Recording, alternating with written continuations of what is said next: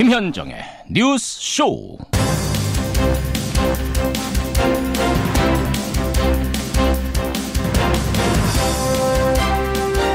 시청자 여러분 안녕하십니까? 어젯밤 여자 쇼트트랙 계주팀의 금메달 참 자랑스러웠습니다. 역시 여럿이 하나가 돼서 서로 밀어주고 끌어주면서 달리는 그 모습 자체가 감동이더군요. 하지만 지난 이틀간 벌어진 여자 빙속 팀 추월 선수들의 논란을 보면서는 경쟁으로 얼룩진 우리 빙판계의 민낯을 보는 듯했습니다. 우리 사회의 민낯 지금 곳곳에서 드러나고 있는데요. 연극 연출가 이윤택 씨의 파문이 잦아들기도 전에 이번에는 영화배우 겸 교수였던 조민기 씨의 성추행이 드러나고 있습니다. 조민기 씨 본인은 여전히 부인하고 있습니다만 학생들의 아주 구체적인 증언이 밤사이에도 계속 나오고 있습니다. 오늘 뉴스쇼 2부에서는요. 학계의 성폭력 사례를 SNS에 처음 올렸던 분, 그 당시에도 상당히 파장이 있었는데 이분이 오늘 첫 방송 출연을 결심했습니다. 그분의 증언 직접 확인하시죠. 김현정의 뉴스쇼 출발합니다.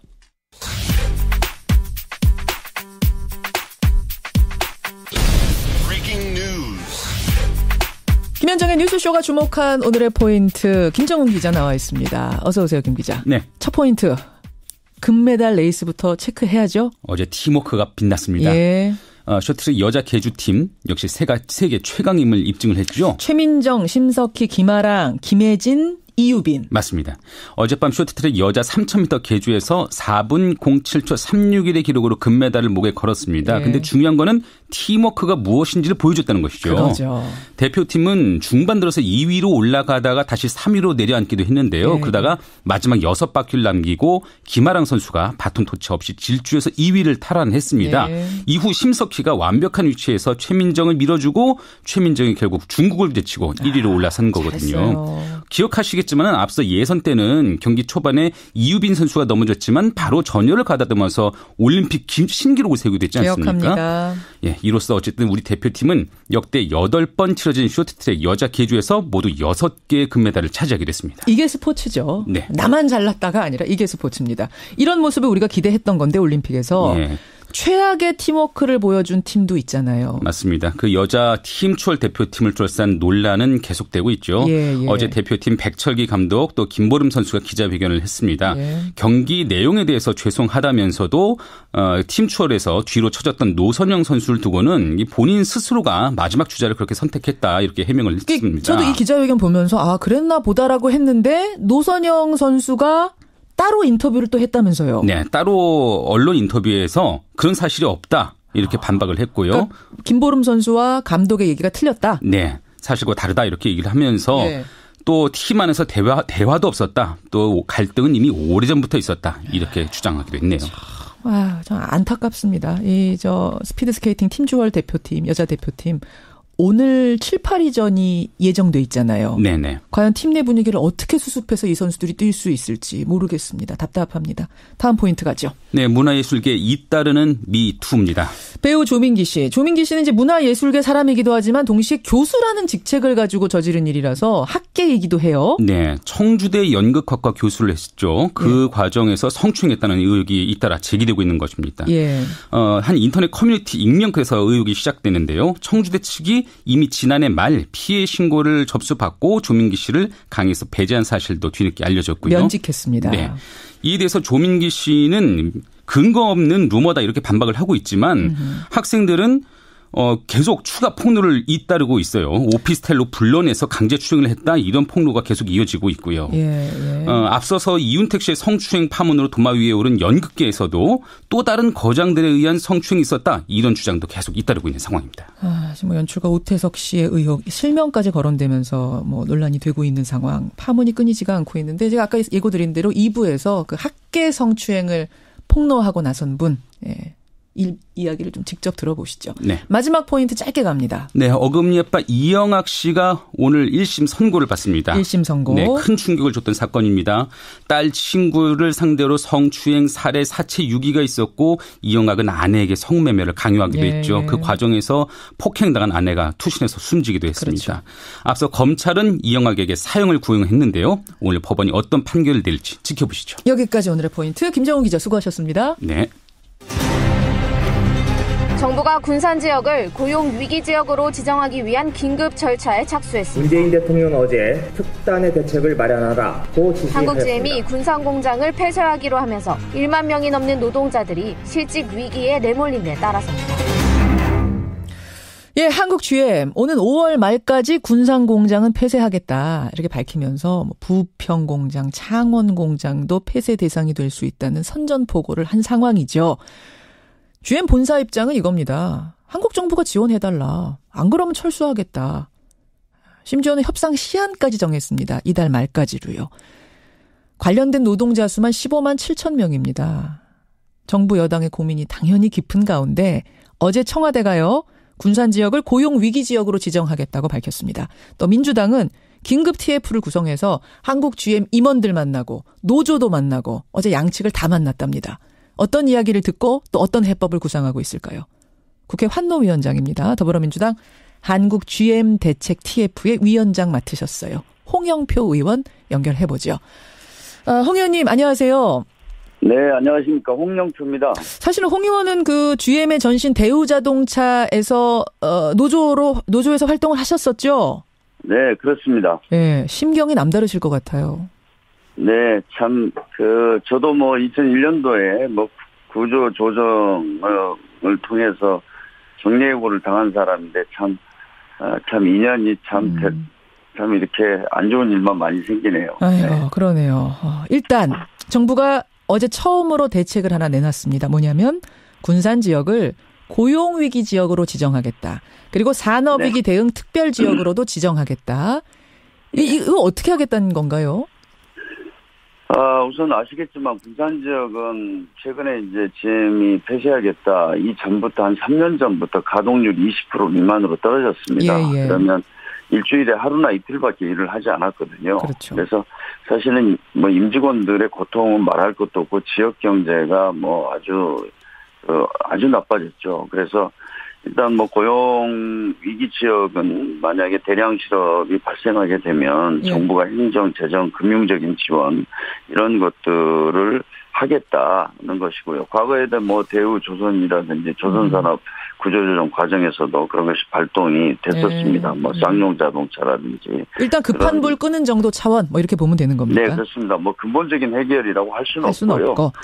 그것과 더불어서 이제 산업 위기 지역으로 지정을 했는데 사실은 이제 정부가 마지막까지 GM하고 협상을 해봐야 되겠지만 군산 공장을 정말 최종적으로 폐쇄를 해야 된다면 정부가 어떤 대안을 찾아야 된다고 생각합니다. 그 공장을 GM이 빨리 매각하게 만들어서 그 공장에다가 어떤 다른 신산업이라든지 이런 것들을 구상해야 된다고 생각합니다. 자, 제가 지금 질문 드리려고 한 거를 홍영표 의원이 먼저 말씀하시네요. 뭐냐면 호주에서 똑같은 일이 있었잖아요. GM이 호주 GM 만들어 놓고 지금과 똑같은 상황이 벌어졌을 때 호주 정부는 어떤 해법을 택했냐면요, 여러분. GM에다가 직접 지원을 하는 게 아니라 GM, 떠나려면 떠나시오. 손 떼려면 떼시오. 철수하게 하고요. 새 진로를 모색하는 걸 도와줬습니다. 그 새 진로를 호주 정부는 전기차 공장으로 전환하는 거를 택했어요. 전기차 공장으로 만들어서 다른 사람한테 매각하는 방식. 이 호주식 해법을 우리 정부도 혹시 염두에 두고 있는가? 이 질문 드리려고 했습니다. 네, 저는 당연히 검토를 해야 된다고 봅니다. 그러나 저도 이제 2001년도에 IMF 이후로 회사가 어려워지면서 그때 이제 회사의 임직원들 거의 절반 정도 회사를 떠날 때 저 떠났는데요. 문제는 그렇게 호주 같은 새로운 해법을 찾는 게 굉장히 한 4, 5년 걸립니다, 이게. 그러니까 새로운 진로를 찾는 데만 4, 5년 걸려요?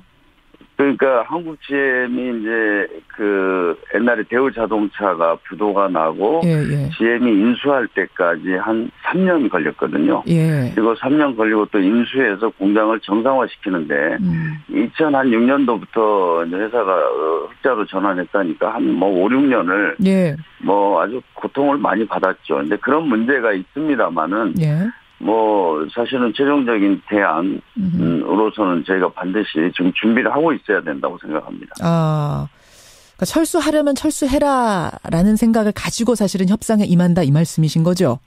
네, 그렇습니다. 당연히 정부로서는 정부로서는 저희가 법과 어떤 여러 원칙 이런 것에 따라서 공장을 다시 활성화시키는데 도움을 줄 수 있으면 줘야 되지만 그 무리한 요구라든지 뭐 이런 것들에 대해서는 수용할 수가 없는 거죠. 예, 지금 호주랍니다. 제가 지금 말씀 잘못 드렸네요. 미국 GM 본사가 지금 주장하고 있는 거는 세제 혜택 달라 이거죠? 그러니까 이제 저희가 FDI라고요. 해외에서 직접 한국에 투자하는 투자금이 들어오면 그것에 대해서 저희가 세제상 혜택을 주는 제도가 있습니다. 그리고 그 해외 자본을 유치하기 위해서 그런데 지금 GM이 요구하는 세제상의 혜택이라는 거는 그 FDI에 의한 그 제도가 되어 있는 것에 달라는 겁니다. 그런데 이 문제는 이제 처음 들어오는 게 아니라 기존에 있었던 회사지 않습니까? 그렇죠. 그래서 이제 그런 전례가 없었습니다. 그런데 어찌됐든 GM으로서는 지금 현재 있는 한 3조 2천억 되는 부채를 해소하고 신규로 들어올 때 그거에 대한 어떤 혜택을 달라 이렇게 아마 요구하고 있는 것으로 제가 들었는데요. 그 부분은 약간 논쟁이 있습니다. 어찌됐든 새롭게 뭐 2조가 되든 3조가 되든 새로운 투자가 해외에서 들어온다면 그런 그 법조항에 의해서 해줘야 된다는 뭐 그런 해석도 있고 그걸 신규로 볼 것인가 아니냐. 기존에 이제 있었던 회사니까 안 되는 거 아니냐 이런 의견도 있는데 지금 법적으로는 해줄 수 있다는 그런 해석도 있습니다. 네. 그래요. 그 홍영표 의원 보시기에도 그러면은 그 정도 혜택은 줄 수 있겠다라고 보고 계시는 거예요? 저는 그게 법적으로 문제가 없다면은 이렇게 할 수 있다고 생각합니다. 지금 뭐 사실 저희가 직접 고용만 뭐 16,000명이고 한 15만 명 뭐 한국 자동차 부품 회사들이 GM 본사에도 많이 납품을 하고 있거든요. 그렇죠. 그래서 여러 가지를 저희가 종합적으로 고려할 수밖에 없다고 생각합니다. 어제 노조도 만나고 사측도 만나고 그 요구 조건들을 다 제가 들으신 걸로 압니다. 네네. 어떻게 양쪽의 얘기들 듣고 나선 어떠셨어요? 우선 저는 뭐 GM은 확실하게 사실 할 것인지 이런 것이 이제 계속 의문이었지 않습니까? 뭐 군산 공장만 철수하고 뭐 나머지도 사실 정말 불안하게 이렇게 지금 바라보고 있습니다. 그런데 일단은 GM이 과거의 여러 문제들을 좀 해소하거나 개선하고 다시 새 출발해서 확실하게 좀 공장을 유지하고 발전시켜 나가겠다. 이런 의지는 저는 확인이 됐다고 생각을 합니다. 뭐 제 개인적인 거지만. 잠깐만요. 그러니까 많은 분들이 지금 철수하고 싶어서 특히 오늘 아침에 나온 뉴스입니다만은 미국에다 공장을 새로 짓는다 그러잖아요. GM이.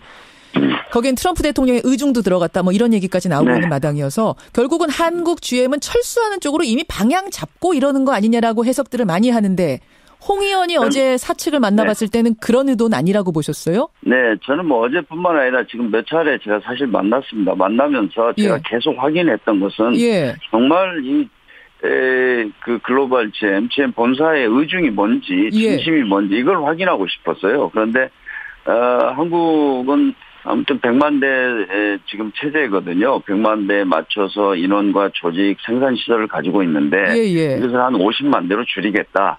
군산 공장이 한 30만 대 정도 생산 그 능력을 가지고 있습니다. 그래서 이거를 이제 줄여가는 과정이다. 뭐 이렇게 제가 확인을 했고요. 그래서 저는 뭐 지금 그 캔사스에 무슨 GM이 새로 투자한다는데 GM은 아직도 뭐 미국이나 멕시코, 남미를 중심으로 해서 해외 공장을 가지고 있는데 뭐 매년 이렇게 그러니까 물량을 배정하고 그럽니다. 그래서 GM이 지금 뭐 2월 말까지 좀 결론을 좀 완전히 내지는 않더라도 어떤 한국 정부로부터 좀 협상 시한을 정했죠. 2월 말로.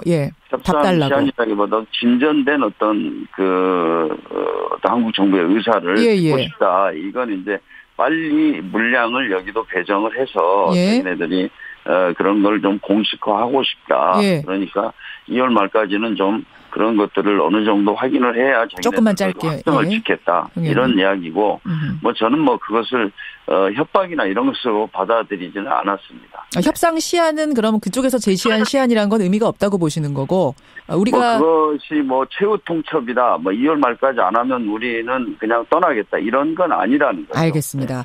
홍 의원님 지금 문자가 굉장히 많이 들어와요. 청취자들한테. 상당히 복잡한 문제여서 그런 것 같아요. 제가 그럼 몇 가지만 좀 정리하고 인사를 드리겠습니다. 네네. 일단 이 GM이 본사 GM이 한국에서 철수하기 위한 지금 수순을 밟는 거다라는 것에 대해서는 홍 의원님 파악하시기엔 그건 아닌 것 같다. 본심은. 네, 그렇습니다. 정부의 지원을 어떻게든지 받아내려고 하는 게 본심인 것 같다. 지금 이 말씀이신 거고. 네. 예. 우리 측 입장은 우리 정부의 입장은 무조건 지원은 없다. 그렇죠. 그쪽에서 이 뭔가 확실한 자구책을 내놔야 지원이 가능하다. 이쪽인 거고 가닥이. 안 되면 그게 안 되면 철수하려면 해라. 호주식 해법 우리는 가겠다라는 것까지 갖고 계시단 말씀이에요. 네. 그러니까 한국 정부는요. 일단 가장 지금 부실의 큰 문제고 이걸 해결하지 않으면 안 된다고 하는 것이 부채 3조 2천억입니다. 이것에 대해서 GM이 책임을 져라. 이걸 책임지고 그다음에 새롭게 이 공장에 신차종을 생산하기 위해서 개발하고 생산하는 투자해라. 비용이 들어갈 거 아닙니까? 그렇죠. 그것에 대해서 신규로 투자해라. 투자를 해서 일자리도 보존하고 이렇게 된다면 그 조건 하에서 한국은 투자를 검토해보겠다. 이런 거고요. 그다음에 지금까지 GM 본사와 한국과의 관계가 굉장히 불평등하지 않습니까? 이 구조를 개선해라. 알겠습니다. 그런 요구들을 분명히 가지고 있다는 말씀. 오늘 여기까지. 그래서 이런 것들이 확인됐을 때 정부가 여러 가지 지원할 수 있다. 어떤 지원책이라든지 뭐 이런 것을 검토하겠다. 이런 것입니다. 여기까지가 여러분 지금까지 진행 상황이라는 거 설명을 드립니다. 홍영표 의원님 오늘 여기까지 말씀 듣겠습니다. 고맙습니다. 네, 감사합니다. 한국 GM 대책 TF가 민주당 안에 꾸려졌습니다. 위원장 맡고 있는 홍영표 의원이었습니다.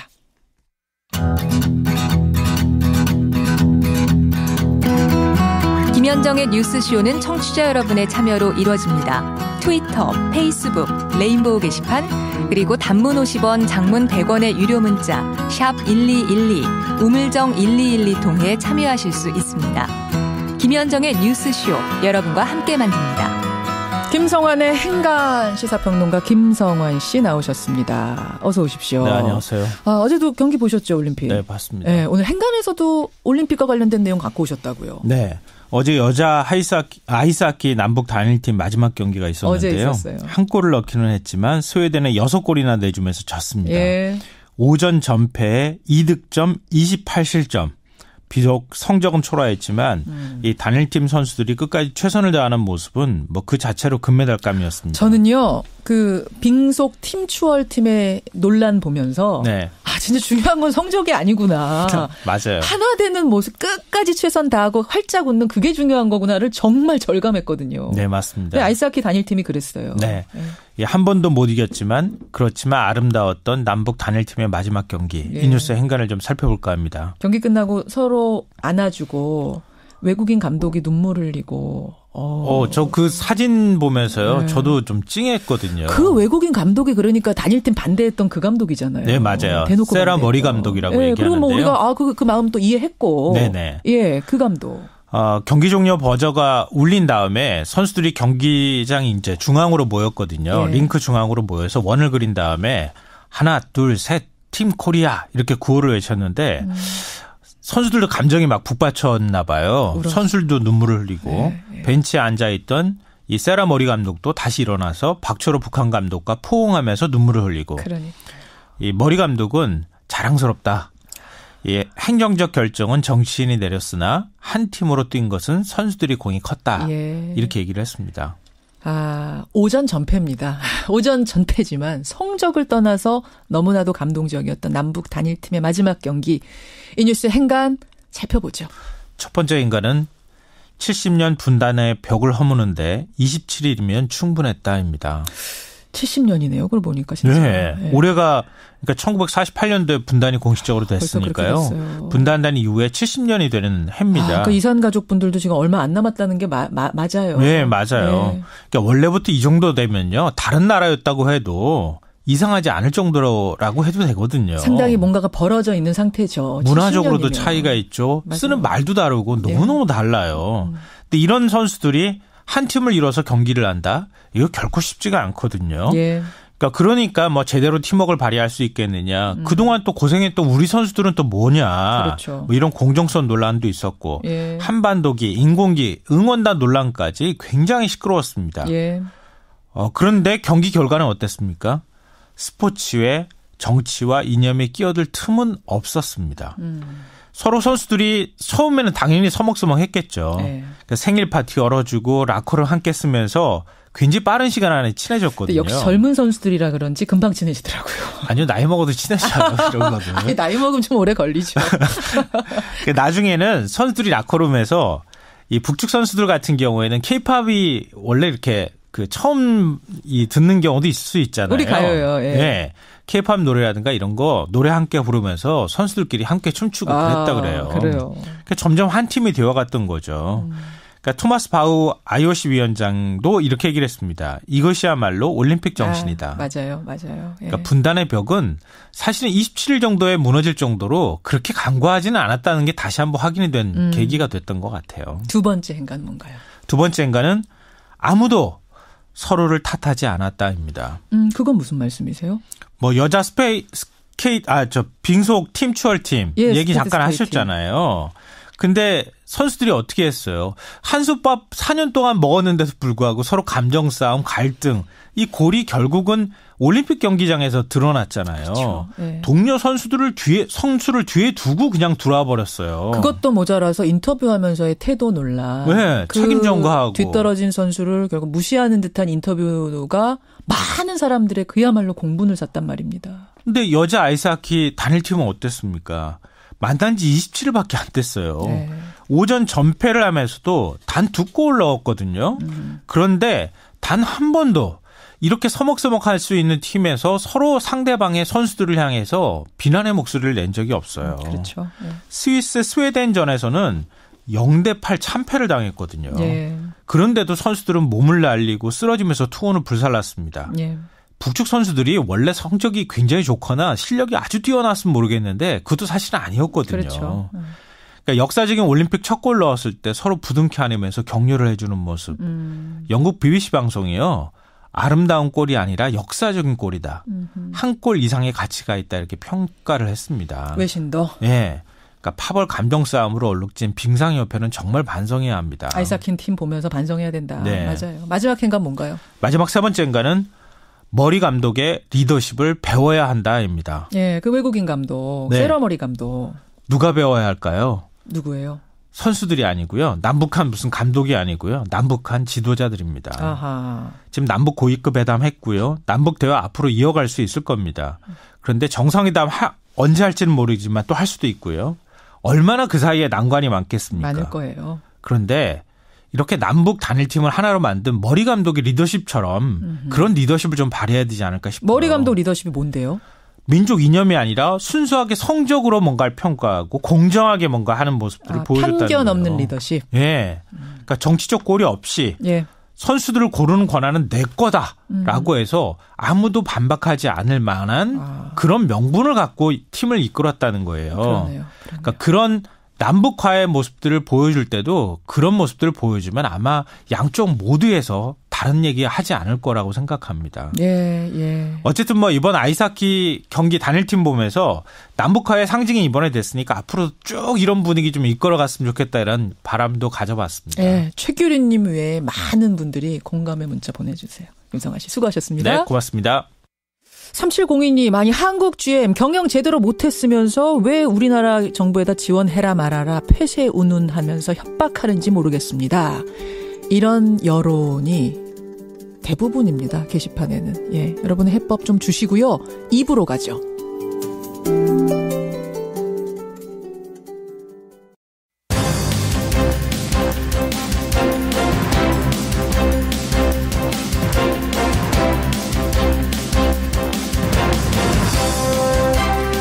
김현정의 뉴스쇼 2부 출발합니다. 문화예술계로 번져가고 있는 미투 운동. 충격적인 내용들이 속속 드러나면서 정말 우리가 하루하루 깜짝깜짝 놀라고 있는데요. 이번에는 학계에서도 성폭력 폭로가 나왔습니다. 이분은 문화예술계 사람이면서 학계 사람이죠. 배우 조민기 씨에 관한 의혹이 밤사이에 굉장히 구체적인 증언들이 나오면서 본인이 부인하고 있음에도 상당히 커지고 있습니다. 근데 생각해보면 학계에서의 미투 운동은 이게 처음이 아닙니다. 이미 시작이 됐었습니다. 처음으로 SNS에 상당히 구체적인 피해 사실을 올렸던 분, 그 후에는 언론 인터뷰를 안 했어요, 이분이. 오늘 처음으로 용기를 냈습니다. 방송 출연에 나선 이분의 이야기 잠시 후에 확인을 하시죠. 그리고요, 저희가 이제 미투 운동의 당사자들, 피해자들 인터뷰를 하면서 그분들이 가장 답답해 하시는 게 뭐냐면, 근데 내가 고백을 하면 뭐가 달라지나요? 너무나 공허합니다. 어떻게 달라질 건가요? 합당한 처벌이나 할 수 있습니까? 저 사람들이 처벌 받습니까? 세상이 변합니까? 얘기들을 하세요. 그래서 오늘 라디오 재판정에서는 과연 법적 처벌이 정말 가능한 건지, 또 혹시나 이런 피해 사례들을 용기 내서 고백했다가 무고죄로 처벌을 당하는 건 아닌지, 이런 법적인 쟁점들을 짚어보도록 하겠습니다. 그리고 화제 인터뷰는 평창으로 가죠, 역시. 민유라 갬린 아이스댄스 팀의 경기 어제 어떻게 보셨어요? 개량 한복 입고 홀로아리랑에 맞춰서 정말 멋진 연기를 보여준 민유라 갬린조. 민유라 선수 만나겠습니다. 50원에 담은 100원의 장문 유료 문자 샵 1212 카톡 레인보우까지 열어놓고 출발합니다. 연극 연출가 이윤택 씨의 파문이 잦아들기도 전에 이번에는 배우 조민기 씨가 논란의 중심에 섰습니다. 조민기 씨는 자신이 교수로 재직 중인 대학에서 학생들을 성추행하다가 학생들이 문제 제기를 하면서 교수직을 박탈당했다는 사실이 알려진 건데요. 조민기 씨 측은 지금 루머다 하면서 사실관계를 부인하고 있긴 합니다만 분명한 건 상아탑, 학계에서 역시 성폭력 문제가 존재해왔다는 사실입니다. 학계에서 공개 미투 선언을 처음 한 분이 따로 있죠. 한양대 대학원에 재학 중인 학생인데 20일 전쯤에 자신의 피해 사실을 SNS에 올렸고 오늘 용기를 내서 첫 방송 출연을 결심했습니다. 익명으로 연결합니다. 안녕하세요. 안녕하십니까. 예. 한 달도 사실은 채 안 됐어요. 이 미투 운동 시작이 된 게. 네. 근데 각계각층에서 수많은 증언의 글들이 올라오고 있습니다. 이 본물 터지듯이 이어지는 폭로, 고백들 보면서는 어떤 생각 드시던가요? 어디서나 굶어 들어가던 일들이 나온 것에 불과하다고 생각을 해요. 네. 정말 이제 약자의 입장에서는 과장이 아니라 생존을 위해서 이 정도는 참아야 되나? 좀 고민을 하게 되는데 주변에서가 정말 문제가 심한 것 같아요. 나도 참았으니까 너도 참아라. 예, 그 정도는 참아야 사회인이다. 지금 말씀하신 것이 맞는 게 보면은 고은 시인이니 이윤택 연출가니 그 분야에서 대가들이거든요. 예, 지금 다 대가들이에요. 실력이 있으신 분들이시잖아요. 그런데 왜 그렇게 강자 중에 강자였기 때문에 약자들이 그들에게 부당함을 당해도 생존의 문제이기 때문에 아무 소리, 그야말로 찍소리 낼 수 없었던 이 현실들. 거기에서 지금 용기를 내면서 한두 분씩 나오기 시작한 겁니다. 자, 학계 얘기로 들어가 보겠습니다. 네. 대학원에 지금도 계시는 거죠? 예, 지금도 신분은 대학원생이고 1년 휴학을 신청한 상태예요. 그런 상황에서 이런 고발글을 올리는 게 쉽진 않으셨을 텐데 사실은 이 기억을 떠올리는 게 쉬운 일 아니시겠지만 부득이하게 우리 청취자들께 실태를 알려드리기 위해서 당시 기억을 좀 꺼내야 될 것 같습니다. 어떤 일이 벌어진 건지요? 저는 나이가 좀 있는 학생이고요. 예.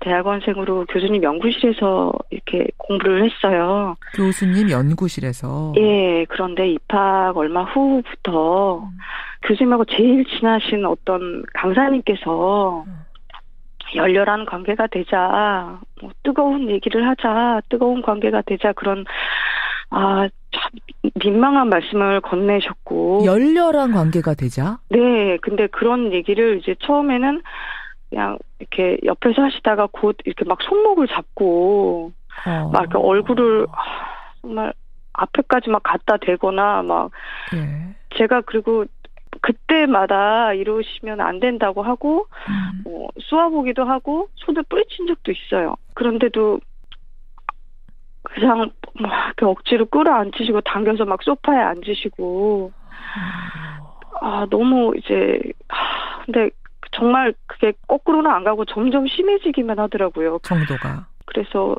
교수님께 말씀을 드렸어요. 그런데 처음에는 저를 굉장히 질책을 하셨고. 아니, 뭐라고 질책을 하십니까? 지금 이런 일을 당했다고 얘기하는데? 저에 대해 아는 게 없는 것 같다고 하시면서 저한테 사회생활한 이력서를 정리해 오라고 하셨습니다. 잠깐만요. 그러니까. 그래서 너무 어이가 없었고 연구실에서 어떤 일이 나든 그거는 절대 말하지 말라고 하지 않았느냐. 연구실 처음 생활 시작할 때 내가 너희들한테 들어도 안 들은 거고 봐도 못 본 거라고 그렇게 강조하지 않았느냐고 그러시면서 나이도 많고 그런데 너무 그런다고 저한테 질책을 하시고 아무한테도 말하지 말라고 그렇게 말씀하셨습니다.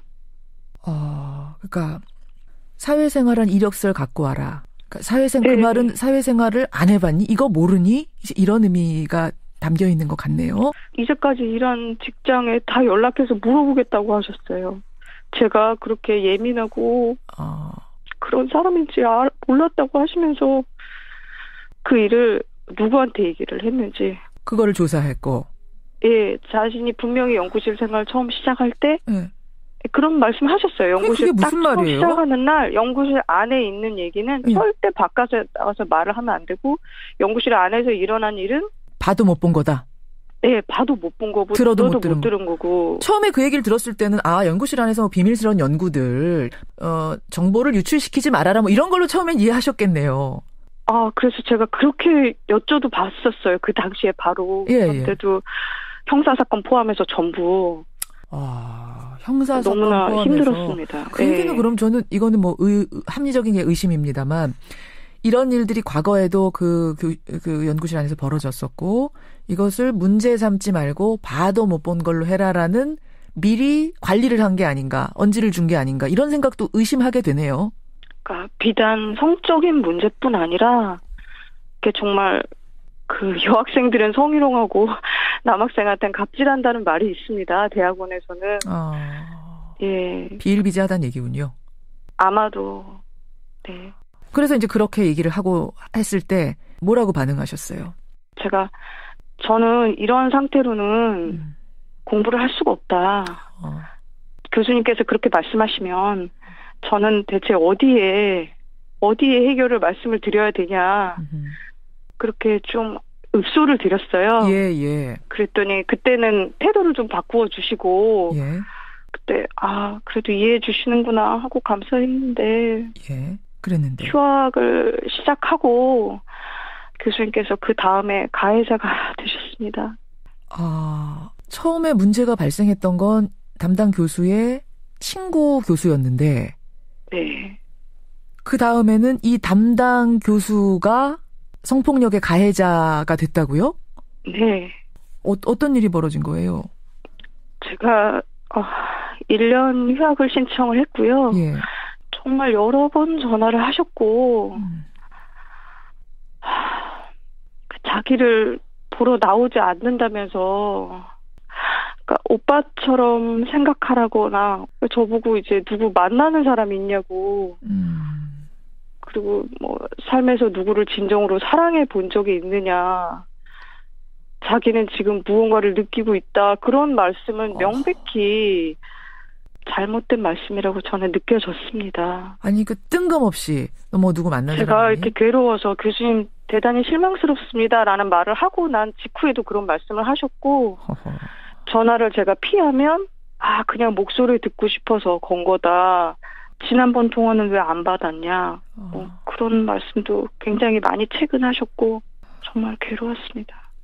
아예 그 대학원을 그만둘까? 이렇게는 생각 안 하셨어요? 여기를 떠나야 되겠다라는 생각은 안 하셨어요? 정말 수도 없이 많이 했고 이번에 올린 글도 처음에는 자퇴서였는데요. 그러니까 이윤택 씨의 경우도 그렇고 이 폭로한 사람들한테 세상이 묻습니다. 아니 그러면 그만두고 뛰쳐나가면 되지. 왜 거기에 계속 그걸 당하면서 있었습니까? 그러면은 암묵적으로 동조한 거 아닙니까? 사실 이런 가혹한 질문들을 하거든요. 저는 그런 말씀에 대해 정말 너무나 괴로운 것이 다 아니면 그만두고 떠날 수 있는 건가요? 살아가는 일이 그렇게 그럼요. 가벼운 것일 수가 없습니다. 그러니까요. 예. 여기에서 더 크게 문제 제기하고 사실 떠날 각오를 하지 않고는 그렇게 할 수밖에 없는 그 환경을 왜 이해해 주지 못하는가 그 말씀하시는 거죠. 그리고 한국은 정말 좁아요. 그래서 떠나면 그 일을 완전히 떠나게 되는 것이지 다른 일을 해야 되는 겁니다. 바로 그겁니다. 예. 그래서 네, 누가 자기 자신이 그렇게 노력한 것을 쉽게 떠날 수가 있나요? 예.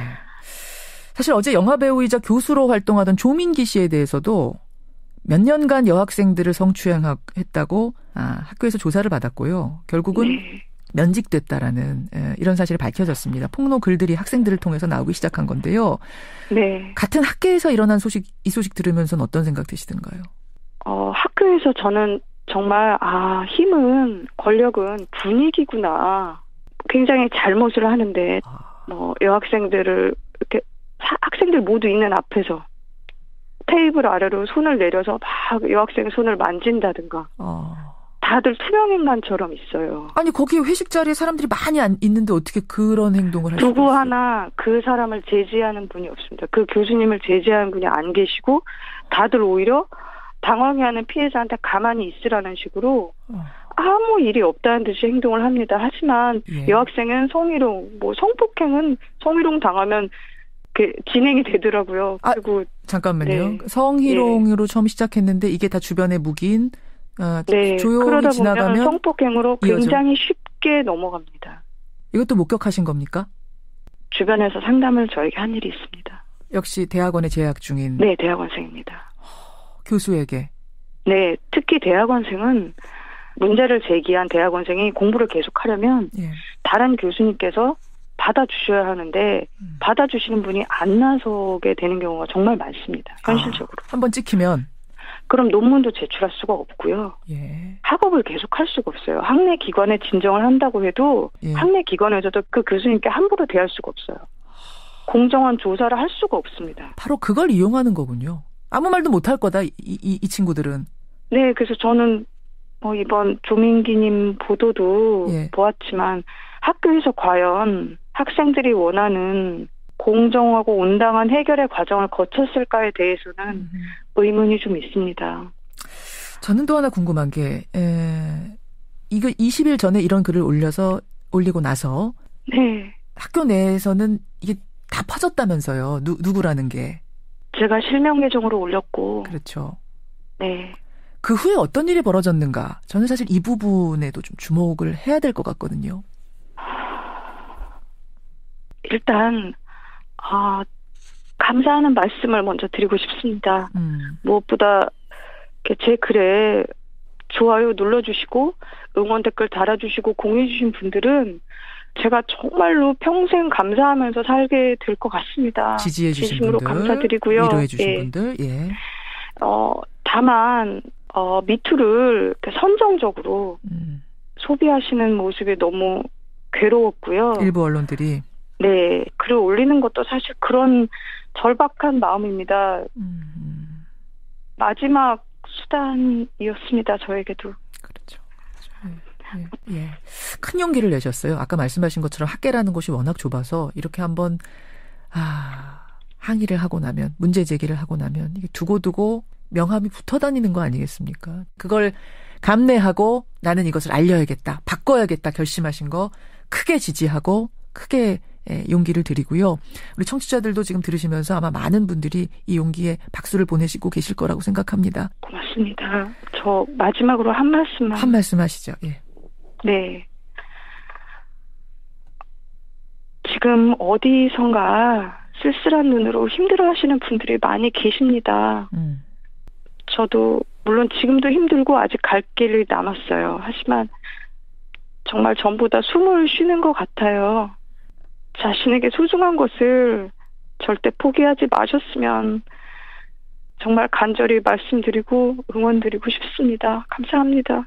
아유, 고맙습니다. 스스로를 포기하지 말아라라는 용기를 또 다른 분들에게 북돋워 주시네요. 힘내시고요. 훨씬 더 많은 분들이 지지하고 있다는 거 잊지 마시고요. 감사합니다. 예, 고맙습니다. 네. 학계의 미투 운동 첫 발언자죠. 예, SNS에다가 글을 올렸던 그분 20일 전에 올렸는데 지금 이제 학계로 이 이야기가 번져나가는 상황에서 처음으로 방송 출연, 처음으로 인터뷰에 응했습니다. 용기 내주신 분께 감사드리고요. 익명으로 연결했습니다.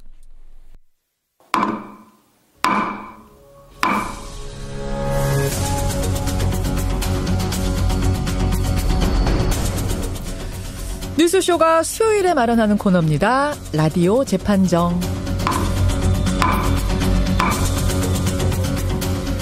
오늘도 라디오 재판정 두 분의 변호사 나오셨습니다. 이분이 나와야 분위기가 좀 바뀔 것 같아요. 수락관 상공 노상국님 어서 오십시오. 네, 대한민국 인권이 바로 서는 그날까지 당신과 함께하겠습니다. 수락관 상공 노영희 변호사입니다. 아니 잠깐만.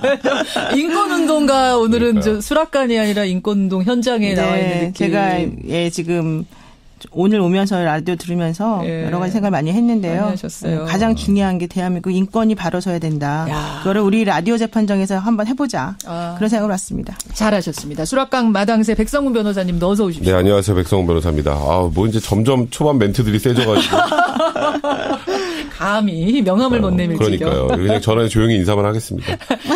우리 오늘 본격적으로 얘기하기 전에 일단 설 맞고 처음이잖아요. 설은 네, 그렇죠. 잘 쓰셨어요? 예. 근데 쉬다가 말아가지고. 너무 짧아가지고. 너무 짧았습니다. 그렇죠. 너무 짧아서. 그래도 저는 그 3일 쉬니까 굉장히 좋던데요. 저도 거의 못 쉬어가지고. 얼굴 좋아지셨어요. 네, 근데 살이 좀 쪘죠. 다이어트를 중단하신 거 아니에요? 다이어트 하면서 살을 많이 뺐다가 설 연휴에는 안 먹을 수가 없잖아요. 그렇죠. 이제 다시 다이어트 시작하고 있습니다. 잘하셨고. 우리 노 변호사님은 음식도 좀 푸짐하게 하시고요. 네, 저는 사실 밥 되게 잘해요. 요리 잘하실 것 같아요. 손도 큼직큼직하시고. 네, 근데 되게 맛있게 잘 먹었어요. 네, 잘하셨습니다. 저는 요즘 요리 좀 배우고 있습니다. 그러세요? 네, 실제로. 수락관 책임지시려고. 네, 지금 자꾸 수락관 상공이라고 그래서 그 자리 한번 노려볼까 해서요. 자, 워낙 우리 무거운 인터뷰 끝에 일단은 새해 덕담 나누면서 두 분과 분위기를 좀 바꿔보려고 했습니다만 오늘 재판정의 내용이 역시 가볍지 않은 내용입니다. 들어가 보겠습니다. 영흥연추가 이윤택 씨의 성추행, 성폭행 전력 드러나면서 지금 세상이 경악하고 있죠. 그러면서 성폭력 피해를 고백하는 미투 선언이 이어지고 있는데 앞에서 우리 대학원생분도 지적하셨듯이 고백을 한 후에 공허하다는 거예요. So what? 그래서 그렇죠. 내가 이렇게 얘기하고 나면 난 뭐가 달라지는 거지? 세상이 바뀌어? 법적으로 처벌이나 가능해? 이런 표현하셨죠. 내 고백이 휴지 조각이 그냥 돼서 소비되는 느낌이다. 이거거든요. 그래서 오늘 라디오 재판정에서는 우리 사회에서 벌어지고 있는 미투 운동, 성폭력 피해 사실 폭로 운동에서 법적인 쟁점들을 한번 두 분과 함께 짚어보려고 합니다. 두 분과 함께. 우선 이윤택 씨 사건 이제 워낙 커가지고 참 충격이 이만저만이 아니. 일단 그렇죠. 어떻게 보고 계세요, 노 변호사님? 그 거는 저는 그 얘기가 하도 많이 나와서 제가 더 덧붙일 말이 있을까 생각도 해봤지만 드리고 싶은 말이 이겁니다. 그 단지 그대가 여자라는 이름으로라는 그 영화가 있어요. 예. 1990년도에 만들어진 영화인데요. 있어요. 이게 바로 이제 여성 성폭력 피해자가 오히려 세상에서 그 가해자로 인식되면서 커다란 반향을 일으켰던 그런 영화거든요. 원미경 씨가 주인공이었죠. 네, 원미경 씨 주인공이었고 손숙 전 장관이 네, 김민종 씨도 나오고 했던 변호사였었는데 이경영 씨도 나오고요. 네. 그랬는데 그 영화를 만들었던 분이 바로 이윤택 씨거든요. 저 이거 몰랐어요. 몰랐어요? 진짜 모르셨어요? 이윤택 감독. 네, 이윤택 감독이 이거를 영화의 그 제작 각본을 처음에 썼어요. 근데 이 영화 처음 나왔을 때 얼마나 반향을 일으켰습니까? 대단했죠. 그 줄거리를 간단히 소개를 해드리면 임정희라고 하는 가정 주부가 밤에 집에 돌아오는 길에 이제 남성으로부터 성폭력을 당하는 거죠. 그래서 여성분이 그 강간을 당하지 않기 위해서 저항을 극렬하게 합니다. 하는 과정에서 남성분의 혀를 깨물어 버려요. 그래서 그 남성분이 오히려 이 여성분이 자기의 혀를 깨물어서 상해를 일으켰다는 이유로 오히려 이 여성을 고소를 하게 되죠. 그래서 쟁점이 성폭력 피해를 당한 여성이 이 문제가 아니라 오히려 밤에 싸돌아다니는 나쁜 여자는 성폭력 당해도 싸다. 왜 남성을 너가 이런 식으로 오히려 고소하고 괴롭히느냐. 이런 식으로 내용이 흘러갔던 그런 영화였거든요. 그래서 우여곡절 끝에 결국 남편도 떠나갔다가 나중에 이제 문제는 해결되겠지만 그 영화를 만들었던 사람이 바로 이윤택 감독이었다는 거예요. 각본을 썼는데 지금 저도 찾아봤어요. 막 근데 각본 이윤택이네요. 그러니까 진짜. 예. 감독은 뭐 김유진 감독이 어쨌든 각본이 이윤택이네요. 그게 이제 실제 판결을 기초해서 만든 영화거든요. 맞아요. 그러니까 이게 피해 여성이 이 성폭력을 가하려는 남성에게 위해를 가했을 때 이게 정당방위가 인정되냐 해서 어렵사리 정당방위 인정됐던 사건으로 기억이 나는데 맞아요. 저는 이번 사건이 사실 어쩌면 보면 서지영 검사의 첫 그 고백으로 시작이 돼서 사회 곳곳에서 지금 이렇게 계속 피해 사실들이 나오고 있잖아요. 그러니까 우리 사회에 정말 이런 성폭력, 성추행 문제가 굉장히 만연해 있었구나라는 걸 느꼈고 그리고 확실히 내가 무언가 상대방의 생사여탈권을 쥐고 있는 사람들이 그 생사여탈권을 굉장히 안 좋은 방향으로 사용하고 있었구나. 그러니까 예를 들어서 이번에 이윤택 감독 같은 경우에도 사실상 캐스팅 권한을 다 쥐고 있었잖아요. 연극계에 그냥 거물 중에 거물이고요. 그러니까 뭐 진짜 안마 거부하거나 뭔가 성추행을 하는 과정에서 싫어하는 모습을 보이면 그게 바로 캐스팅에 영향을 미치고 이제 그러다 보니까 그 주변에 같이 있었던 사람들은 침묵하게 됐었고 그러니까 이게 지금 제일 중요한 건 전 그렇게 생각을 해요. 미투라는 거 굉장히 중요합니다. 피해자가 당당해지는 세상까지는 좋은데 그 다음 단계로 위드유가 같이 가야 돼요. 그거예요. 그러니까 피해자를 보호해주는 사회 시스템이 완전히 같이 함께 할 수 있는 그런 모습들이 보여야 되는데 이제 그 당시에 주변에 있는 분들이 뭐 했을까?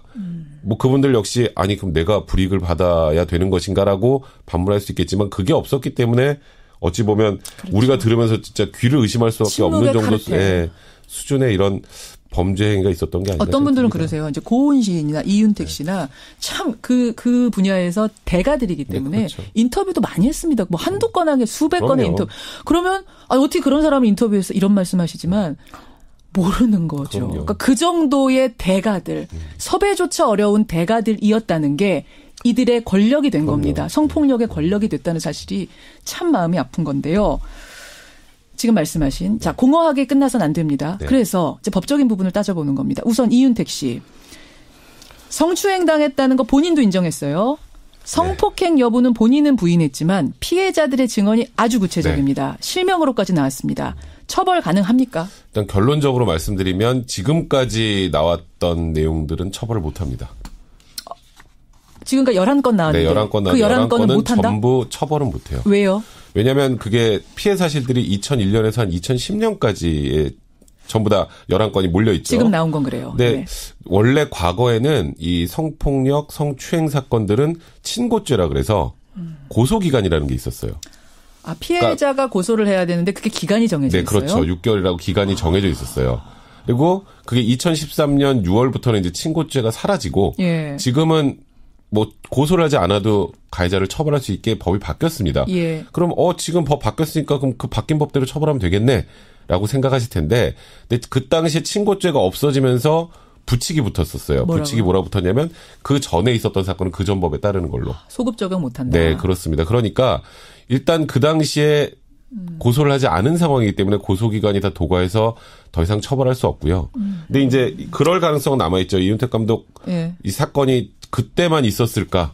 2013년 이후에는 없었을까? 뭐 이렇게 생각하시는 분들 많아요. 사라진 이후에 피해자가 나오면 달라진다. 처벌을 할 수 있고요. 앞에 있었던 그런 여러 가지 사례들이 이제 이후 사건의 처벌에 이제 양형에 좀 가만히 될 가능성이 굉장히 높다고 봐야 될 것 같아요. 그리고 아까 휴지 조각 얘기하셨잖아요. 제가 꼭 말씀드리고 싶은데 절대 휴지 조각 아닙니다.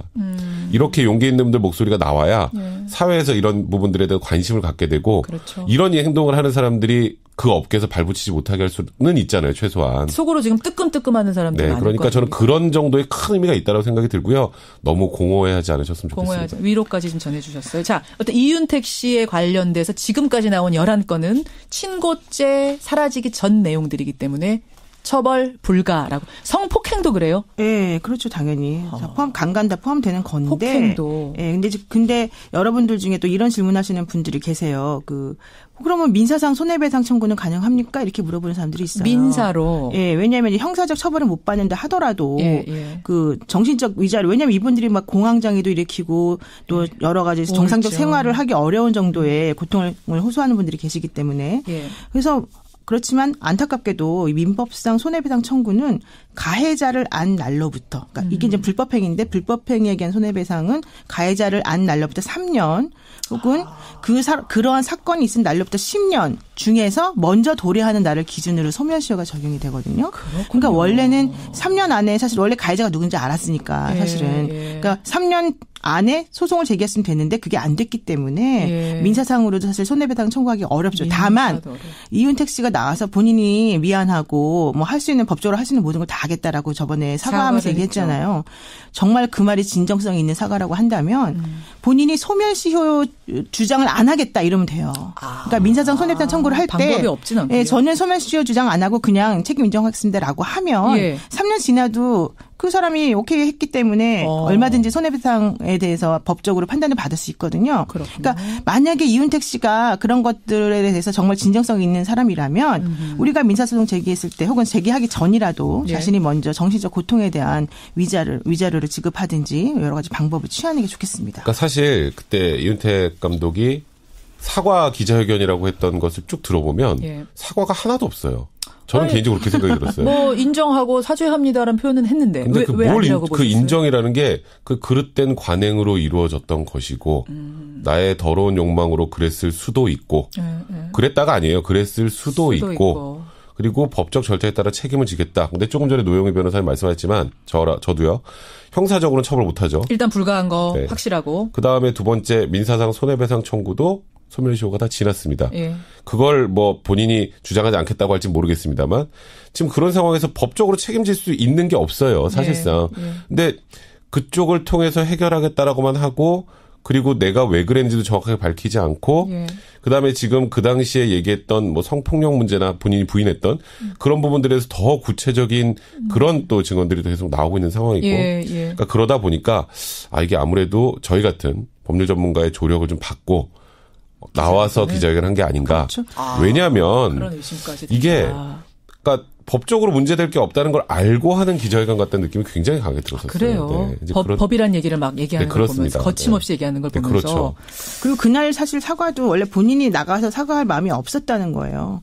원래는 다른 사람이 하기로 돼 있었는데 이 사람이 책임을 져야 되는데 왜 다른 사람이 나와서 사과를 하느냐. 이런 비난이 거세지니까 마지못해 끌려 나왔다라는 건데. 알겠습니다. 자, 그러면 일단 어쨌든 이윤택 씨는 성추행 인정한 경우 인정을 했는데 처벌이 되냐 안 되냐를 먼저 따져봤고요. 그것 말고 앞에 대학원생의 경우라든지 조민기 씨 경우처럼 이제 인정 자체를 다퉈야 되는 경우. 그렇죠. 성추행이 있었느냐 성폭행이 있었냐를 다퉈야 되는 경우를 한번 따져보겠습니다. 미투 선언을 했어요. A 씨가. 근데 저쪽에서는 지금 부인합니다. 그래서 공소시효는 뭐 돼요. 최근의 일이에요. 그래서 돼요. 어떻게 따질 거냐. 증거를 뭘 갖다 들이대야지 처벌이 되는 건가. 이거 한번 보죠. 사실 성폭행 범죄라는 것 자체가 사람들이 많이 있는 곳에서 하는 경우는 없죠. 아니 뭐 지금 얘기 들으면 통상. 있는 곳에서도 했다는 거예요. 통상은 은밀한 곳에서 이루어지기 때문에 목격자는 없습니다. 보통. 없다고 이제 보죠. 목격자는 보통 없고요. 없죠. 그 둘 간에 있었던 일은 그 둘밖에 모르는 경우가 굉장히 많아요. 그렇죠. 그래서 여기서 가장 중요한 건 피해자 진술이에요. 피해자 진술만으로? 그러니까 피해자 진술만으로 되는 경우도 있어요. 근데 이제 그거는 피해자 진술이 굉장히 구체적이어야 되고요. 그리고 이게 검찰 조사, 나중에 재판 그 과정에서 굉장히 일관돼야 돼요. 흐트러지면 안 돼요, 진술이.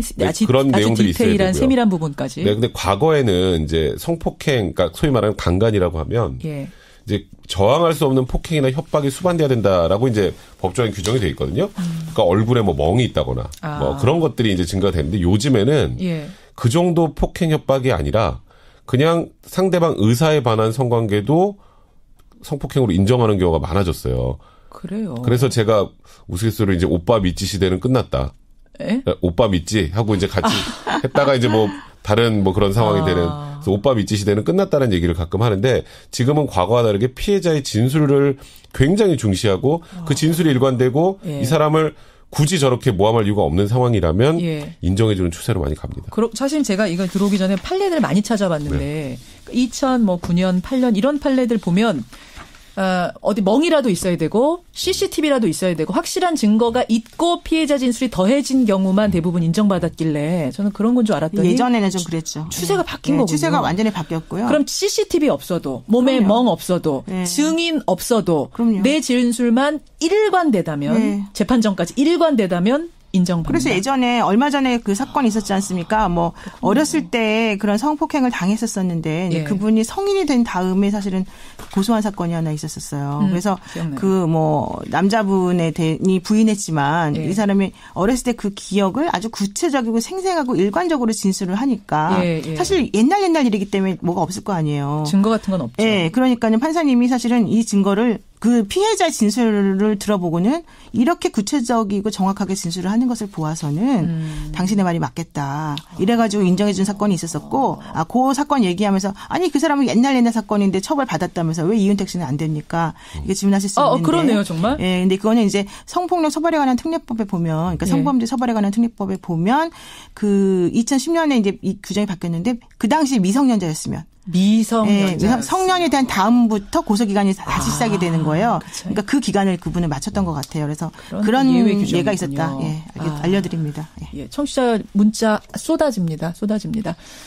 0997님이 특별법 얘기하셨어요. 특별법 같은 거 제정해서라도 이런 범죄가 명확한 경우는 처벌하고 가야 되는 게 아니냐 문자 주셨고, 양재한님 공소시효 좀 없애면 안 되나요 하셨는데 지금 이건 공소시효 문제가 아닌 거잖아요. 이은택 씨는. 고소기간. 고소기간. 친고죄 그것 때문입니다.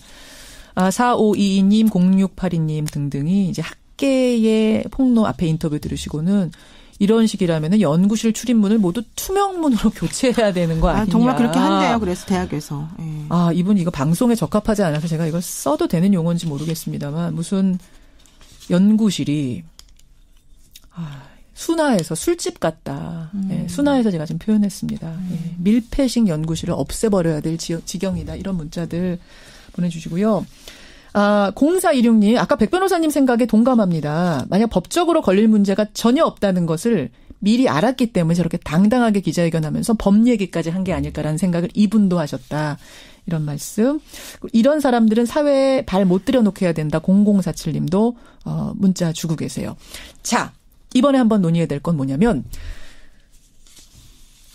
미투 운동이 일어나면서 혹시 무고한 피해자들이 생기진 않을까. 이 부분에 대해서 또 남성분들은 얘기하시거든요. 요건 어떻게 보세요? 사실 그게 이제 미투 운동의 유일하게 문제가 될 수 있는 소지라고 생각이 들어요, 저도. 근데 사실 그런 부분들은 그 주변에서 이미 어느 정도 다 감지하고 알고 있더라고요. 지금 요번에 최근에 미투 운동 터지고 나서 보시면 피해자가 한 명인 경우 있던가요? 없어요. 대부분. 거의 대부분 이게 만성 저도요라고 손을 들어요. 그렇게 쌓이면서 이 사실이 진실이구나 아니구나라가 어느 정도 판단이 되는 것 같고. 걸러진다. 물론 뭐 피해자가 한 명일 경우도 있겠지만 그 피해자의 진술, 제가 아까 말씀드렸던 것처럼 굉장히 구체적이고 그 상황을 상세하게 묘사를 하고 그런 정도의 진실성이 인정이 된다면 이제 진위 여부가 어느 정도 가려지는 것이기 때문에 그거는 사회적 필터링 작업을 통해서도 어느 정도 걸러내줄 수 있지 않을까. 그리고 판사들이 이 진술의 일관성이라는 게 허술한 게 아니잖아요. 그럼요. 아주 디테일하게 전문적으로 제가 아까 말했던 그 진술의 일관성에다가 무언가 하나씩 더 있습니다. 그래요? 무언가 하나씩 보통 더 있어요. 간접 증거라도 다 있기 때문에 이제 그런 경우들을 기초로 해서 판단을 한다면 그래도 그러니까 무고한 사람이 나올 가능성 그렇게 아주 높지는 않다. 이 정도 말씀드릴 것 같아요. 이런 식의 그 문제가 된다고 얘기가 되어지는 가해자들은요. 사실은 습성이 있는 거예요. 이게. 한두 번이 아니다. 한 번에 어쩌다 잘못된 실수 이게 아니고 그러한 행위를 수없이 반복하고 아무렇지 않게 해왔다는 게 중요하기 때문에 그 패턴을 보게 되면 이 사람의 말이 맞는지 안 맞는지를 판단할 수 있으니까. 알겠습니다. 오늘 라디오 재판정 지금도 문자 질문들 많이 들어오는데요. 일단 이 흐름들이 계속되면 제가 그때 질문 드리도록 하고 여기서 두 분과는 인사 나누겠습니다. 백 변호사님 다이어트 잘 하시고. 네, 알겠습니다. 고맙습니다. 네, 고맙습니다. 라디오 재판정 노영희 변호사, 백성문 변호사였습니다.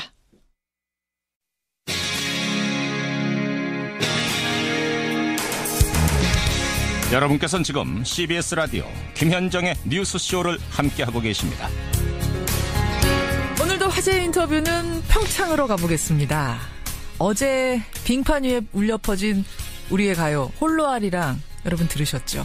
그 홀로아리랑 선율에 맞춰서 애절하고 우아한 연기를 펼친 아이스 댄스의 민유라, 갬린조. 이 두 선수 연기 보고 가슴 뭉클했다는 분들이 참 많으세요. 아이스댄스에 우리 선수단이 출전한 게 16년 만이란 것도 감격스러운데 푸른 눈의 갬린 선수가 한복 입고 또 재미교포인 민유라 선수가 개량 한복에 애절한 연기하는 모습 참 감동적이었습니다. 오늘 화제 인터뷰 아이스댄스 국가대표 민유라 선수를 직접 연결해보죠. 민유라 선수 안녕하세요. 네, 안녕하세요. 이런 목소리시군요. 네. 경기하는 모습만큼이나 목소리도 발랄해요. 네. 원래 제가 좀 흥부자이긴 해요. 개인전, 단체전 다 마친 소감, 모든 경기 다 끝낸 소감 어떠세요? 사실은 제가 또 들어가서 또 하고 싶네요. 경기가 너무 재밌어서 맞추니까 좀 아쉽기도 해요. 또 하고 싶어요? 한 번 더 뛰고 싶어요? 네, 맞아요. 그런 에너지가 남아있습니까? 뛰고 나면은 다 에너지 소진되는 거 아니에요? 팬하고 국민들에게 너무 응원을 많이 받아서 정말 제 힘 쓸 필요 없이 그냥 한국 파워를 써서 한 것 같아요. 민유라 파워가 아니라 한국 파워로. 네네, 맞아요. 그래요. 연기하는 중에 홀로 아리랑을 따라 부르는 요런 저 입모양도 봤거든요? 네, 제가 일부러 그런 게 아니라 정말 그냥 하다 보니까 그냥 그렇게 되더라고요. 아니 근데 민유라 선수는 미국에서 태어났죠? 네. 거기서 쭉 자란 재미교포잖아요. 네. 그럼 이 노래를 원래는 몰랐을 거 아닙니까? 네, 근데 제가 미국에서 태어나도 엄마는 항상 너는 한국 사람이고 너는 한국말을 해야 되고 한국에 대해서 알아야 된다는 거를 항상 얘기해 주셔서 저는 미국에서 태어난 완전 한국 사람이에요. 미국에서 태어난 완전 한국 사람. 그러면은 이 홀로 아리랑이라는 노래는 올림픽용으로 준비를 하면서 이제 그때부터 배우기 시작해서 흥얼거리기 시작한 거예요? 네, 아리랑은 제가 옛날부터 알던 곡이고요. 그 소양 아리랑은 제가 한 2년 전부터 한번 이렇게 들어본 음악이에요. 그래요. 근데 그 음악이 너무 감동을 잘 받는 곡이라서 감동을 줘서 제가 한국에서 열린 올림픽 무대에서 그거를 하고 싶어서 선택하게 됐습니다. 저희 민유라 선수 이건 갑자기 이거 부탁을 드려도 될지 모르겠습니다만 그 홀로 아리랑 조금만 들려주실 수 있을까요? 저 노래 못 부르는데요. 괜찮아요. 다 노래 부르는 가수가 아닌데. 선수인데. 네, 그럼, 조금만. 노래 진짜 못 부르는데. 아리랑, 홀로 아리랑. 아리랑, 고개를 넘어가 보자. 짧게만, 네. 다시 빙상장에 있는 기분이에요. 네. 민유라의 아리랑. 제가 조사를 좀 해보니까 사실은 쇼트 프로그램을 잘해야만 프리 프로그램으로 갈 수 있는 건데. 네. 우리 민유라 선수와 갬린 선수 조가 쇼트에서 좋은 성적을 꼭 거둬야 된다. 이렇게 누누이 말했답니다. 그 이유는 프리에서 이 홀로 아리랑 연기를 꼭 국민들께 보여드리고 싶어서. 네. 아니 뭘 그렇게 홀로 아리랑을 국민들한테 보여드리고 싶었어요? 왜? 제가 아리랑은 정말 한국 사람들이 다 아는 곡이잖아요. 그렇죠. 그래서 여기 한국에서 여는 올림픽에서 꼭 보여주고 싶었어요. 그래서 근데 그 프리 종목이 홀로 아리랑이라는 소리를 듣고 많은 전문가들이 우려를 했답니다. 왜냐? 외국 심판들에게는 이게 낯선 곡이잖아요. 아리랑. 우리한테나 익숙하지. 네. 익숙한 곡일수록 유리하다는 게 이게 불문율인데. 네. 주변에서 반대 많이 했다면서요. 네. 사실은 코치분들도 반대를 하고 심판들도 반대를 했지만 저하고 알렉스는 이 아리랑 곡을 꼭 진짜 올림픽 무대에서 하고 싶어서 그냥 끝까지 꽉 잡고 여태까지 왔습니다. 아니 민유라 선수야 그럴 수 있지만 파트너 갬린 선수는 미국 출신인데 어떻게 이 아리랑이란 정서를 이해하고 그럼 아리랑 하자 이렇게 어떻게 받아들여줬습니까? 처음에는 아리랑이란 곡을 몰랐지만 제가 음악을 한번 보여주고 그 스토리를 알려주고 이러다 보니까 알렉스도 진짜 감동받아서 이 음악을 꼭 하고 싶다는 마음을 생겼어요. 한이라는 정서를 이해해요? 한? 네네, 이해해요. 정말 알렉스는 한국 사람이 거의 다 돼가는 것 같아요. 한국말도 하고 한국 음식도 잘 먹고 김치랑 코리안 바비큐 이렇게 불고기 좋아해서 네 불고기랑 뭐 갈비랑 차돌이랑 이런 걸 너무 좋아하거든요. 갬린 알렉스도 한국 사람 다 됐네요, 진짜. 네, 진짜 한국 사람 다 됐어요. 아니 진짜 민유라 갬린 선수 호흡이 너무 환상적이어서. 이 질문은 진짜 많이 받을 텐데 저도 그냥 할게요. 네. 연인이냐 부부냐 이런 소리 많이 들으시죠? 네, 그 소리 많이 듣지만 이 스포츠에서는 연애를 하면 정말 파트너가 깨질 수도 있고 일을 못 하니까 네, 그거는 약간 비즈니스 파트너인 것처럼 이렇게 하거든요. 연애하면은 안 돼요. 그냥 파트너마다 다른데 우리는 그냥 친구예요. 친구예요. 비즈니스 네. 파트너. 네, 맞아요. 저 그 얘기 들었어요. 이제 두 분이 어쨌든 태어나고 자란 곳이 미국이기 때문에 그리고 링크장 환경도 워낙 미국이 더 좋기 때문에 미국에서 네. 경기 연습을 해야 되는데 비용이 그렇게 많이 든다면서요. 네, 맞아요. 스케이트 타는 경비가 좀 많이 들어서 좀 일도 해야 되고 그러는데, 우리가 여태까지 온 것만으로도 되게 힘들었었거든요. 여기 올림픽까지 오는 게. 근데, 이제 연맹에서도, 많이 도와주셨고, 우리 엄마랑 아빠랑 다 도와주셔서 여기까지 왔거든요. 다른 협찬 이런 건 없어요? 뭐 스폰서 이런 건 없어요? 스폰서는 따로 없고요. 그냥 비타민 같은 건 받고 뭐 물건 같은 건 받지만 아직 그런 스폰서는 아직 없어요. 참 어려운 여건 속에서 정말 스폰서 하나 없이 비타민 하나 협찬 받으면서 네. 한국으로 귀화까지 해서 여러분 16년 만에 우리나라로서는 첫 진출입니다. 이 종목에. 대표 선수가 한 명도 없었어요. 참 귀한 커플입니다. 사실은 이번에 개량 한복 입고 홀로아리랑 한 이 경기보다 지난번이 전 좀 아쉬웠어요. 빨간 의상 입고 단체전 뛰었을 때. 네. 민유라 선수의 상의 후크가 풀려나가면서 제대로 기량 100% 못 보인 거죠. 네, 맞아요. 제가 한 첫 20, 30초에 후크가 풀려서 정신이 조금 팔리긴 했었지만, 국민들에게 응원이 너무 커서 쓰지도 못하고 그냥 하면서 한번 끝까지 가보자 이렇게 생각했어요. 그래서 개인전 이번에 나갈 때는 아예 상의를 다 꿰맸다면서요, 후크 없이. 네, 맞아요. 다 그냥 거기 커스텀 리페어 하는 데 가서, 네. 좀 여기 세 군데 좀 꿰매주세요 했거든요. 꿰매주세요 이 얘기 들으니까 진짜 한국 사람 맞네요. 그래요. 민유라 선수, 아이스댄스 선수 만나고 있습니다. 16년 만에 아이스댄스 종목에 한국 대표 출전. 다음 베이징 올림픽까지 기대해도 됩니까, 민유라 선수?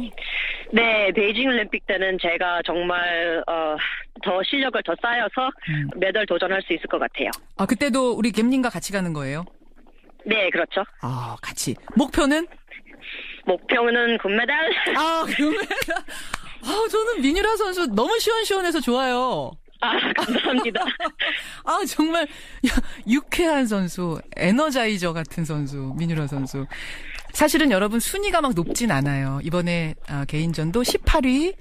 뭐 순위가 높진 않습니다만 정말 국민들이 금메달, 은메달 선수 못지않게 뜨거운 박수 보내주셨거든요. 국민들께 한 말씀 하시죠. 국민들에게 너무 감사하고요. 국민들에게 너무 응원을 많이 받으셔서 제가 정말 아리랑을 함께 하는 것처럼 느껴졌어요. 너무 감사합니다. 너무 감사합니다.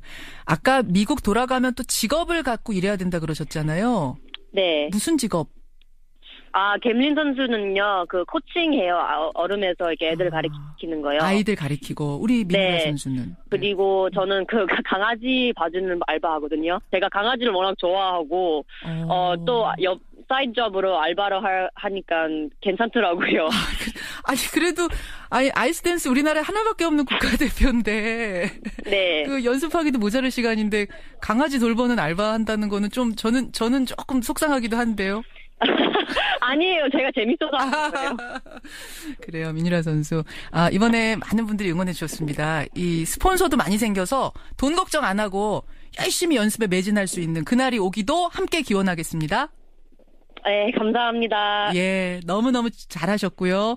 다시 한번 열심히 뛰어준 것 제가 대표해서 인사드릴게요. 네. 고맙습니다. 네, 감사합니다. 예, 정말 화제의 커플이었죠. 아이스댄스의 민유라 갬린조. 예, 그중에 민유라 선수 만났습니다. 실은 아이유 씨가요, 이 홀로아리랑 가사 중에 독도 부분을 삭제하라고 요청을 했답니다. 할 수 없이 독도를 빼고 링크장에선 틀었다고 하는데 선수가 너무 마음 아플까봐 제가 그 질문은 못했습니다만 시원하게 한번 얘기해보죠. 그 가사. 독도야 간밤에 잘 있었느냐. 저는 여기서 인사드립니다. 고맙습니다.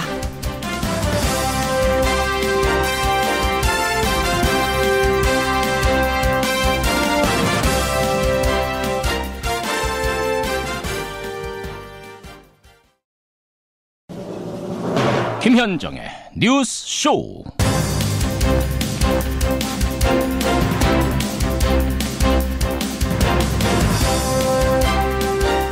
시청자 여러분 안녕하십니까. 어젯밤 여자 쇼트트랙 계주팀의 금메달 참 자랑스러웠습니다. 역시 여럿이 하나가 돼서 서로 밀어주고 끌어주면서 달리는 그 모습 자체가 감동이더군요. 하지만 지난 이틀간 벌어진 여자 빙속 팀 추월 선수들의 논란을 보면서는 경쟁으로 얼룩진 우리 빙판계의 민낯을 보는 듯했습니다. 우리 사회의 민낯 지금 곳곳에서 드러나고 있는데요. 연극 연출가 이윤택 씨의 파문이 잦아들기도 전에 이번에는 영화배우 겸 교수였던 조민기 씨의 성추행이 드러나고 있습니다. 조민기 씨 본인은 여전히 부인하고 있습니다만 학생들의 아주 구체적인 증언이 밤사이에도 계속 나오고 있습니다. 오늘 뉴스쇼 2부에서는요. 학계의 성폭력 사례를 SNS에 처음 올렸던 분, 그 당시에도 상당히 파장이 있었는데 이분이 오늘 첫 방송 출연을 결심했습니다. 그분의 증언 직접 확인하시죠. 김현정의 뉴스쇼 출발합니다.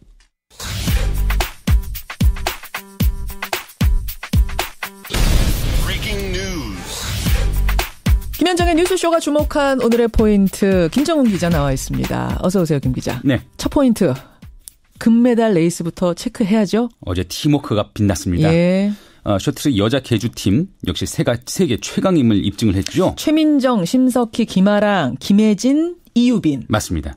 어젯밤 쇼트트랙 여자 3000m 계주에서 4분 07초 36일의 기록으로 금메달을 목에 걸었습니다. 그런데 중요한 거는 팀워크가 무엇인지를 보여줬다는 것이죠. 그렇죠.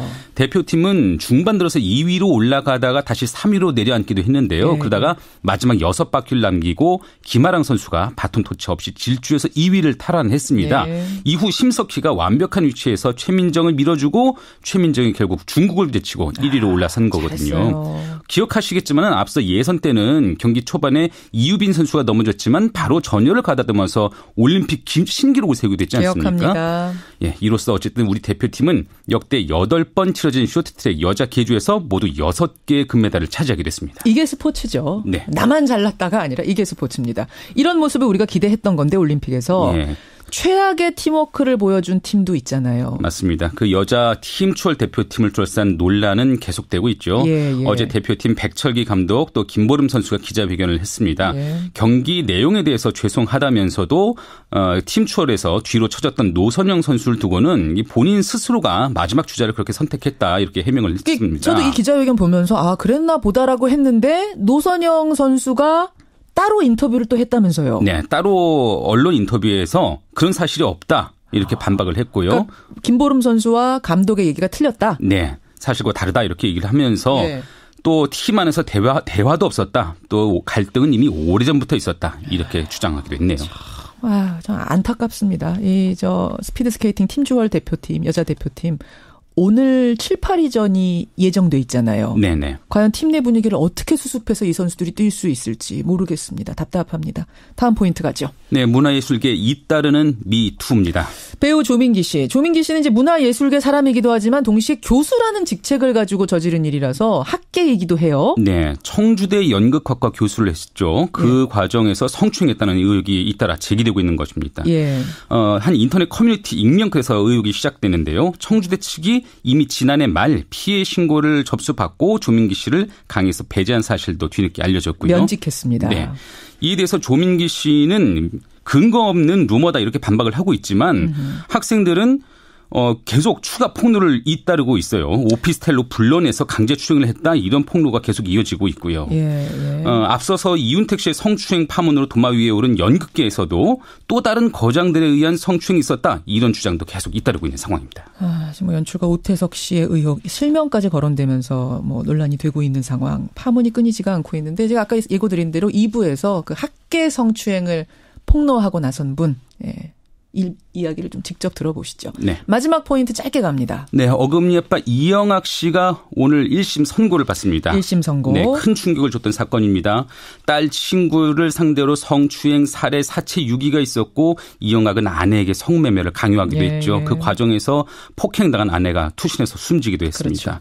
앞서 검찰은 이영학에게 사형을 구형했는데요. 오늘 법원이 어떤 판결을 내릴지 지켜보시죠. 여기까지 오늘의 포인트. 김정훈 기자 수고하셨습니다. 네. 정부가 군산 지역을 고용 위기 지역으로 지정하기 위한 긴급 절차에 착수했습니다. 문재인 대통령은 어제 특단의 대책을 마련하라고 지시했습니다. 한국GM이 군산 공장을 폐쇄하기로 하면서 1만 명이 넘는 노동자들이 실직 위기에 내몰린 데 따라서입니다. 예, 한국GM 오는 5월 말까지 군산 공장은 폐쇄하겠다 이렇게 밝히면서 부평 공장, 창원 공장도 폐쇄 대상이 될 수 있다는 선전포고를 한 상황이죠. GM 본사 입장은 이겁니다. 한국 정부가 지원해달라. 안 그러면 철수하겠다. 심지어는 협상 시한까지 정했습니다. 이달 말까지로요. 관련된 노동자 수만 15만 7천 명입니다. 정부 여당의 고민이 당연히 깊은 가운데 어제 청와대가요. 군산 지역을 고용 위기 지역으로 지정하겠다고 밝혔습니다. 또 민주당은 긴급 TF를 구성해서 한국 GM 임원들 만나고 노조도 만나고 어제 양측을 다 만났답니다. 어떤 이야기를 듣고 또 어떤 해법을 구상하고 있을까요? 국회 환노위원장입니다. 더불어민주당 한국 GM 대책 TF의 위원장 맡으셨어요. 홍영표 의원 연결해보죠. 홍 의원님 안녕하세요. 네, 안녕하십니까. 홍영표입니다. 사실은 홍 의원은 그 GM의 전신 대우자동차에서 노조에서 활동을 하셨었죠? 네, 그렇습니다. 네, 심경이 남다르실 것 같아요. 네, 참, 저도 2001년도에 구조 조정을 통해서 정리해고를 당한 사람인데 참 인연이 참 이렇게 안 좋은 일만 많이 생기네요. 아이고, 네. 그러네요. 일단, 정부가 어제 처음으로 대책을 하나 내놨습니다. 뭐냐면, 군산 지역을 고용위기 지역으로 지정하겠다. 그리고 산업위기 대응 특별지역으로도 지정하겠다. 이거 어떻게 하겠다는 건가요?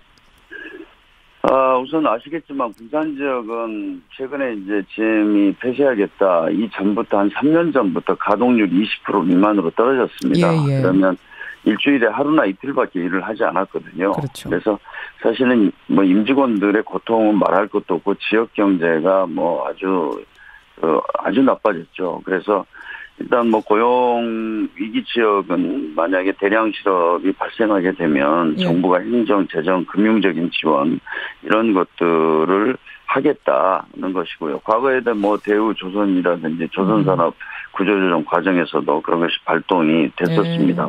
쌍용 자동차라든지. 일단 급한 불 끄는 정도 차원 이렇게 보면 되는 겁니까? 네, 그렇습니다. 근본적인 해결이라고 할 수는 없고요. 그것과 더불어서 이제 산업위기 지역으로 지정을 했는데 사실은 이제 정부가 마지막까지 GM하고 협상을 해봐야 되겠지만 군산 공장을 정말 최종적으로 폐쇄를 해야 된다면 정부가 어떤 대안을 찾아야 된다고 생각합니다. 그 공장을 GM이 빨리 매각하게 만들어서 그 공장에다가 어떤 다른 신산업이라든지 이런 것들을 구상해야 된다고 생각합니다. 자, 제가 지금 질문 드리려고 한 거를 홍영표 의원이 먼저 말씀하시네요. 뭐냐면 호주에서 똑같은 일이 있었잖아요. GM이 호주 GM 만들어 놓고 지금과 똑같은 상황이 벌어졌을 때 호주 정부는 어떤 해법을 택했냐면요, 여러분. GM에다가 직접 지원을 하는 게 아니라 GM 떠나려면 떠나시오, 손 떼려면 떼시오, 철수하게 하고요. 새 진로를 모색하는 걸 도와줬습니다. 그 새 진로를 호주 정부는 그래서 확실하게 좀 공장을 유지하고 발전시켜 나가겠다. 이런 의지는 저는 확인이 됐다고 생각을 합니다. 제 개인적인 거지만. 잠깐만요. 그러니까 많은 분들이 지금 철수하고 싶어서 특히 오늘 아침에 나온 뉴스입니다만은 미국에다 공장을 새로 짓는다 그러잖아요, GM이. 거기엔 트럼프 대통령의 의중도 들어갔다 뭐 이런 얘기까지 나오고 있는 마당이어서 결국은 한국 GM은 철수하는 쪽으로 이미 방향 잡고 이러는 거 아니냐라고 해석들을 많이 하는데 홍 의원이 어제 사측을 만나봤을 때는 그런 의도는 아니라고 보셨어요? 네, 저는 뭐 어제뿐만 아니라 지금 몇 차례 제가 사실 만났습니다. 만나면서 제가 계속 확인했던 것은 정말 그 글로벌 GM 본사의 의중이 뭔지 중심이 뭔지 이걸 확인하고 싶었어요. 그런데 한국은 아무튼 100만 대 지금 체제거든요. 100만 대에 맞춰서 인원과 조직 생산 시설을 가지고 있는데 이것을 한 50만 대로 줄이겠다. 군산 공장이 한 30만 대 정도 생산 그 능력을 가지고 있습니다. 그래서 이거를 이제 줄여가는 과정이다. 뭐 이렇게 제가 확인을 했고요. 그래서 저는 뭐 지금 그 캔사스에 무슨 GM이 새로 투자한다는데 GM은 아직도 뭐 미국이나 멕시코, 남미를 중심으로 해서 해외 공장을 가지고 있는데 뭐 매년 이렇게 그러니까 물량을 배정하고 그럽니다. 그래서 GM이 지금 뭐 2월 말까지 좀 결론을 좀 완전히 내지는 않더라도 어떤 한국 정부로부터 좀 협상 시한을 정했죠. 2월 말로. 협상 시한이라기보다 진전된 어떤 어떤 한국 정부의 의사를 듣고 싶다. 이건 이제 빨리 물량을 여기도 배정을 해서 자기네들이 그런 걸 좀 공식화하고 싶다.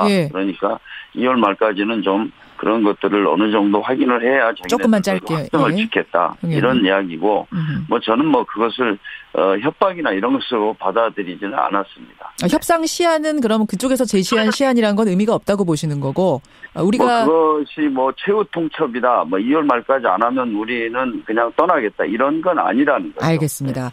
홍 의원님 지금 문자가 굉장히 많이 들어와요. 청취자들한테. 상당히 복잡한 문제여서 그런 것 같아요. 제가 그럼 몇 가지만 좀 정리하고 인사를 드리겠습니다. 일단 이 본사 GM이 한국에서 철수하기 위한 지금 수순을 밟는 거다라는 것에 대해서는 홍 의원님 파악하시기엔 그건 아닌 것 같다, 본심은. 네, 그렇습니다. 정부의 지원을 어떻게든지 받아내려고 하는 게 본심인 것 같다, 지금 이 말씀이신 거고. 네. 우리 측 입장은, 우리 정부의 입장은.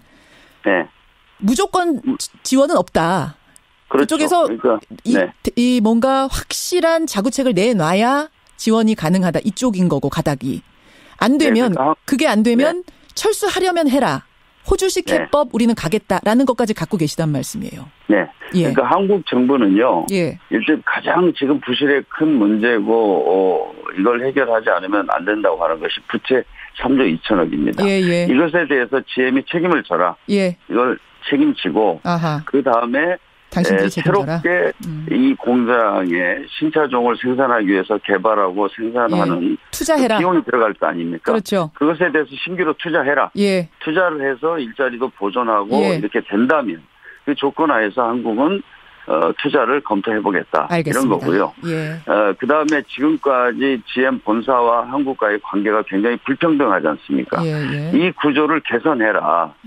알겠습니다. 그런 요구들을 분명히 가지고 있다는 말씀. 오늘 여기까지. 그래서 이런 것들이 확인됐을 때 정부가 여러 가지 지원할 수 있다. 어떤 지원책이라든지 뭐 이런 것을 검토하겠다. 이런 것입니다. 여기까지가 여러분 지금까지 진행 상황이라는 거 설명을 드립니다. 홍영표 의원님 오늘 여기까지 말씀 듣겠습니다. 고맙습니다. 네, 감사합니다. 한국 GM 대책 TF가 민주당 안에 꾸려졌습니다. 위원장 맡고 있는 홍영표 의원이었습니다.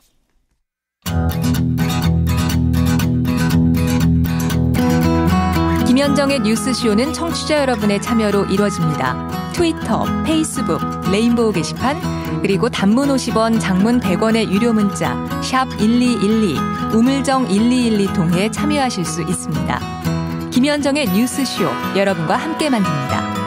김성환의 행간 시사평론가 김성환 씨 나오셨습니다. 어서 오십시오. 네, 안녕하세요. 어제도 경기 보셨죠, 올림픽? 네, 봤습니다. 오늘 행간에서도 올림픽과 관련된 내용 갖고 오셨다고요? 네. 어제 여자 아이스하키 남북 단일팀 마지막 경기가 있었는데요. 어제 있었어요. 한 골을 넣기는 했지만 스웨덴에 6골이나 내주면서 졌습니다. 오전 전패에 2득점 28실점.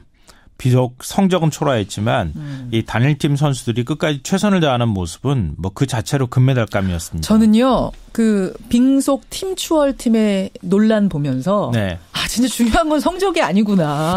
맞아요. 하나 되는 모습 끝까지 최선 다하고 활짝 웃는 그게 중요한 거구나를 정말 절감했거든요. 네, 맞습니다. 네, 아이스하키 단일팀이 그랬어요. 네. 한 번도 못 이겼지만 그렇지만 아름다웠던 남북 단일팀의 마지막 경기. 이 뉴스의 행간을 좀 살펴볼까 합니다. 경기 끝나고 서로 안아주고 외국인 감독이 눈물 흘리고. 저 그 사진 보면서요. 네. 저도 좀 찡했거든요. 그 외국인 감독이 그러니까 단일팀 반대했던 그 감독이잖아요. 네, 맞아요. 세라 머리 감독이라고 얘기하는데요. 그리고 뭐 우리가 그 마음 또 이해했고. 네네. 예, 그 감독. 경기 종료 버저가 울린 다음에 선수들이 경기장 이제 중앙으로 모였거든요. 링크 중앙으로 모여서 원을 그린 다음에 하나, 둘, 셋, 팀 코리아 이렇게 구호를 외쳤는데 선수들도 감정이 막 북받쳤나 봐요. 울었어. 선수들도 눈물을 흘리고 벤치에 앉아있던 이 세라 머리 감독도 다시 일어나서 박철호 북한 감독과 포옹하면서 눈물을 흘리고 이 머리 감독은 자랑스럽다. 행정적 결정은 정치인이 내렸으나 한 팀으로 뛴 것은 선수들이 공이 컸다. 이렇게 얘기를 했습니다. 오전 전패입니다. 오전 전패지만 성적을 떠나서 너무나도 감동적이었던 남북 단일팀의 마지막 경기. 이 뉴스 행간 살펴보죠. 첫 번째 행간은 70년 분단의 벽을 허무는데 27일이면 충분했다입니다. 70년이네요. 그걸 보니까 진짜. 네. 올해가 그러니까 1948년도에 분단이 공식적으로 됐으니까요. 분단단 이후에 70년이 되는 해입니다. 그러니까 이산 가족분들도 지금 얼마 안 남았다는 게 맞아요. 네, 맞아요. 네. 그러니까 원래부터 이 정도 되면요. 다른 나라였다고 해도 이상하지 않을 정도라고 해도 되거든요. 상당히 뭔가가 벌어져 있는 상태죠. 문화적으로도 70년이면. 차이가 있죠. 맞아요. 쓰는 말도 다르고 너무너무 달라요. 근데 이런 선수들이 한 팀을 이뤄서 경기를 한다? 이거 결코 쉽지가 않거든요. 그러니까 뭐 제대로 팀워크를 발휘할 수 있겠느냐. 그동안 또 고생했던 우리 선수들은 또 뭐냐. 그렇죠. 뭐 이런 공정성 논란도 있었고 한반도기, 인공기, 응원단 논란까지 굉장히 시끄러웠습니다. 그런데 경기 결과는 어땠습니까? 스포츠에 정치와 이념이 끼어들 틈은 없었습니다. 서로 선수들이 처음에는 당연히 서먹서먹했겠죠. 그러니까 생일 파티 열어주고 라커를 함께 쓰면서 굉장히 빠른 시간 안에 친해졌거든요. 역시 젊은 선수들이라 그런지 금방 친해지더라고요. 아니요. 나이 먹어도 친해져요. 이런 거는. 아니, 나이 먹으면 좀 오래 걸리죠. 나중에는 선수들이 라커룸에서 이 북측 선수들 같은 경우에는 K-팝이 원래 이렇게 처음 듣는 경우도 있을 수 있잖아요. 우리 가요요. 네. K-팝 노래라든가 이런 거 노래 함께 부르면서 선수들끼리 함께 춤추고 그랬다 그래요. 그래요. 그러니까 점점 한 팀이 되어갔던 거죠. 그러니까 토마스 바우 IOC 위원장도 이렇게 얘기를 했습니다. 이것이야말로 올림픽 정신이다. 맞아요. 그러니까 분단의 벽은 사실은 27일 정도에 무너질 정도로 그렇게 간과하지는 않았다는 게 다시 한번 확인이 된 계기가 됐던 것 같아요. 두 번째 행간 뭔가요? 두 번째 행간은 아무도 서로를 탓하지 않았다입니다. 그건 무슨 말씀이세요? 뭐 여자 빙속 팀 추월팀 얘기 잠깐 하셨잖아요. 근데 선수들이 어떻게 했어요? 한솥밥 4년 동안 먹었는데도 불구하고 서로 감정 싸움, 갈등, 이 골이 결국은 올림픽 전기차 공장으로 전환하는 거를 택했어요. 전기차 공장으로 만들어서 다른 사람한테 매각하는 방식. 이 호주식 해법을 우리 정부도 혹시 염두에 두고 있는가? 이 질문 드리려고 했습니다. 네, 저는 뭐 당연히 검토를 해야 된다고 봅니다. 그러나 저도 이제 그 2001년도에 그 IMF 이후로 회사가 어려워지면서 그때 이제 회사의 임직원들 거의 절반 정도 회사를 떠날 때서 떠났는데요. 문제는 그렇게 호주 같은 새로운 해법을 찾는 게 굉장히 한 4, 5년 걸립니다, 이게. 그러니까 새로운 진로를 찾는 데만 4, 5년 걸려요? 그러니까 한국 GM이 이제 그 옛날에 대우 자동차가 부도가 나고 GM이 인수할 때까지 한 3년 걸렸거든요. 그리고 3년 걸리고 또 인수해서 공장을 정상화시키는데 2006년도부터 이제 회사가 흑자로 전환했다니까 한 뭐 5, 6년을 뭐 아주 고통을 많이 받았죠. 근데 그런 문제가 있습니다만은 뭐 사실은 최종적인 대안으로서는 저희가 반드시 지금 준비를 하고 있어야 된다고 생각합니다. 그러니까 철수하려면 철수해라라는 생각을 가지고 사실은 협상에 임한다 이 말씀이신 거죠? 네, 그렇습니다. 당연히 정부로서는 정부로서는 저희가 법과 어떤 여러 원칙 이런 것에 따라서 공장을 다시 활성화시키는데 도움을 줄 수 있으면 줘야 되지만, 예. 그 무리한 요구라든지 뭐 이런 것들에 대해서는 수용할 수가 없는 거죠. 예. 지금 호주랍니다. 제가 지금 말씀 잘못 드렸네요. 미국 GM 본사가 네. 지금 주장하고 있는 거는 세제 혜택 달라 이거죠?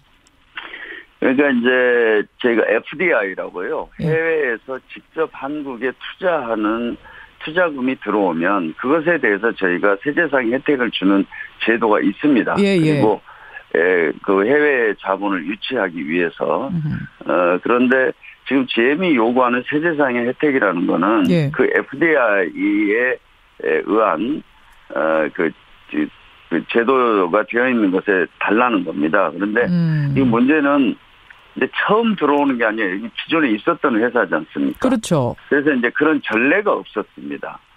그런데 어찌됐든 GM으로서는 지금 현재 있는 한 3조 2천억 되는 부채를 해소하고 예. 신규로 들어올 때 예. 그거에 대한 어떤 혜택을 달라 이렇게 아마 요구하고 있는 것으로 제가 들었는데요. 예. 그 부분은 약간 논쟁이 있습니다. 어찌됐든 새롭게 뭐 2조가 되든 3조가 되든 새로운 투자가 해외에서 들어온다면 그런 그 법조항에 의해서 해줘야 된다는 뭐 그런 해석도 있고 그걸 신규로 볼 것인가 아니냐 그 논란. 예, 기존에 이제 있었던 회사니까 안 되는 거 아니냐 이런 의견도 있는데 예. 지금 법적으로는 해줄 수 있다는 그런 해석도 있습니다. 네. 아 그래요. 그 홍영표 의원 네. 보시기에도 그러면은 그 정도 혜택은 줄 수 있겠다라고 보고 계시는 거예요? 저는 그게 법적으로 문제가 없다면은 네 이렇게 네 할 수 있다고 생각합니다. 지금 뭐 사실 저희가 직접 고용만 뭐 16,000명이고 한 15만 명 뭐 한국 자동차 부품 회사들이 GM 본사에도 많이 납품을 하고 있거든요. 그렇죠. 그래서 예. 여러 가지를 저희가 종합적으로 고려할 수밖에 없다고 생각합니다. 어제 노조도 만나고 사측도 만나고 그 네. 요구 조건들을 다 제가 들으신 걸로 압니다. 네네. 어떻게 양쪽의 얘기들 듣고 나선 어떠셨어요? 우선 저는 뭐 GM은 확실하게 사실 할 것인지 이런 것이 이제 계속 의문이었지 않습니까? 예, 예. 뭐 군산 공장만 철수하고 뭐 나머지도 사실 정말 불안하게 이렇게 지금 바라보고 있습니다. 그런데 일단은 GM이 이 과거의 여러 문제들을 좀 해소하거나 개선하고 다시 새 출발에